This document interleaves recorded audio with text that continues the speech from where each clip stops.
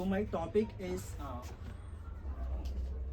Julius Nyerere contribution to local government and economic development in Tanzania. And chapter 1, I have explained this chapter. The introduction chapter is an introductory chapter. Will discuss about general information about Julius Nyerere, like what is Ujamaa socialism, the importance of work, Arusha Declaration, and what Tanu believes in, and what is self-reliance, and what is education system for Julius Nyerere. Second chapter, Julius Nyerere understandings on society and economy. This chapter will discuss about Julius Nyerere interpretation and his idea about society and economy. This chapter will also discuss about social structure, freedom and equality in Tanzania. And third chapter, administrative structure under Julius Nyerere. This chapter will deal with the history of political institutions in Tanzania. Main focus will be on administrative structure under Julius Nyerere and his policy and what changes took place during his time. And chapter 4, local self-government in Tanzania. This chapter will discuss about local self-government in Tanzania, why local government is important, why coordinations between central and local government is important. We'll also discuss why Julius Nyerere give importance to local government and grassroots development, also highlight why Ujamaa policy failed. And chapter 5, conclusions. I moving chapter 1. Education का कोई भी नामो निशान नहीं था, बहुत racial discrimination होता था, फिर उसके बाद से इतना सारा इंप्रूवमेंट हो रहा है कि 1961 में एक इम्प्रूव होता है, फिर उसके बाद से डायरेक्ट 1967 में 8,25,000 इंट्रोलेंट होते हैं. अब सभी लोग बिना विदाउट रिलीजन के, विदाउट कास्ट के, विदाउट प्रिविलेजम के सभी लोग एडमिशन्स बने ले सकते हैं उस स्कूल्स में और पढ़ सकते हैं. तो इनका कॉन्ट्रीब्यूशन ये था. बैकग्राउंड ऑफ एडल्ट एजुकेशन जो बैकग्राउंड था वो एडल्ट के लिए को how he has connected it.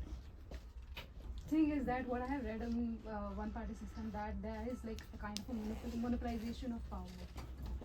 Our structure is being set up according to the political parties. Along with that, when we say about decentralization, usually we give some kind of power to the local bodies. Is it like in a way that they are suggesting something? I don't know, I'm not able to frame the question because it's just out of curiosity. I'm having like multiple things in my mind, so actually I'm getting what I'm saying, that actually you were talking about the one party systems this is and decentralizations.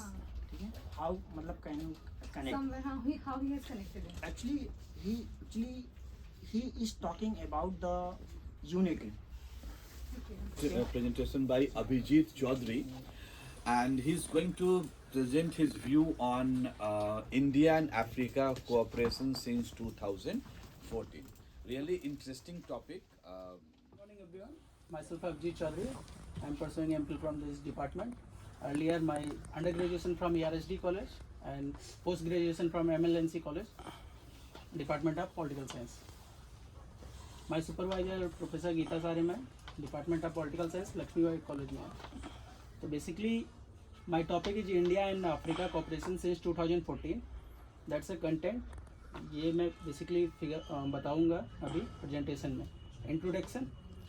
Africa India tie enjoying the unprecedented revival emerged two growth pole of the world. It's a long-standing historical, political, cultural, economic tie underpinning the anti-colonial movement and common method of liberalization, advocacy of non-alignment, essence of solidarity, preference of diaspora, and South-South cooperation. Relation between India and sovereign states meet to development aspiration reflected in the quest for South-South cooperation in Africa, what formally established both the side and gained independence.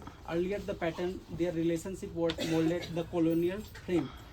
The charismatic leadership of Prime Minister Narendra Modi, India-Africa relation has experienced a paradigm shift, and the Modi administration has progressively focused on the paradigm to people-centric, inclusive government-based equal footing. The His administration engaged African continent sharing and caring approach, free from the conditionality, no strings attached model, which prioritize the need of African stakeholder. The current government has declared that Africa will remain the top priority. The Prime Minister Narendra Modi asserted that two-thirds of Africa and India, two-thirds of India and Africa population lies under the age of 35. If the future belongs to youth, then this country is our save the good. You mentioned about conditionality and no strings attached model. So how do you find Indian model to be different from China and Turkey? Because all the while we have been putting India and the West as two sides, with the Indian model being no strings attached and being a more of collaborating model, and the European model going to exploit the resources. But the same thing applies to China and Turkey as also. They also say that we also have no strings attached model. We also do not put any conditionality whenever we provide aid and assistance. So how do you find the difference between India and China and Turkey? In the aspect of Indian diplomacy and Indian foreign policy, our first and foremost goal in any relation and any kind of relation, our policy is not very the kind of capturing the resources. The first and foremost goal is, it's a concept of Indian concept, Vasudhaiva Kutumbakam. We believe in the world is a one family. That's why our foreign policy is simply basically defining on this aspect. And our external minister also said on this forum, we believe the world is a one family. That's why our foreign policy, those who are making the foreign policy and those who are participating in this making of the foreign policy,